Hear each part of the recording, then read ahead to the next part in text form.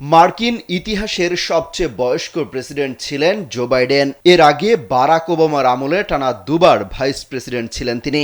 আরও একবার প্রেসিডেন্ট হওয়ার সুযোগ থাকলেও বয়সের কারণে সে রিস্ক নিতে দেয়নি তার রাজনৈতিক দল। তবে হোয়াইট হাউস ছাড়ার আগে নজিরবিহীন কাণ্ড ঘটিয়ে গেলেন জো বাইডেন। ক্ষমতা ছাড়ার মাত্র কয়েক ঘন্টা আগে সোমবার সকালে পরিবারের সদস্য সহ রেকর্ড সংখ্যক ব্যক্তিকে প্রেসিডেন্টের ক্ষমতা বলে আগাম ক্ষমা করে গেছেন। নতুন প্রেসিডেন্ট ডোনাল্ড ট্রাম্প এসব ব্যক্তির বিরুদ্ধে ব্যবস্থা নিতে পারেন এমন শঙ্কা থেকেই বাইডেন এই কাজ করেছেন।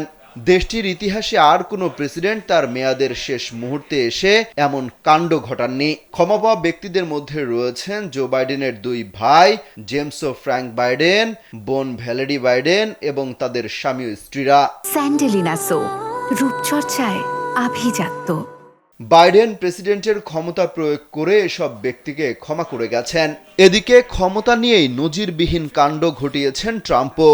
নির্বাহী আদেশে ক্ষমা করে দিয়েছেন ক্যাপিটল হিলে হামলার সাথে জড়িত ১,৫০০ জনকে।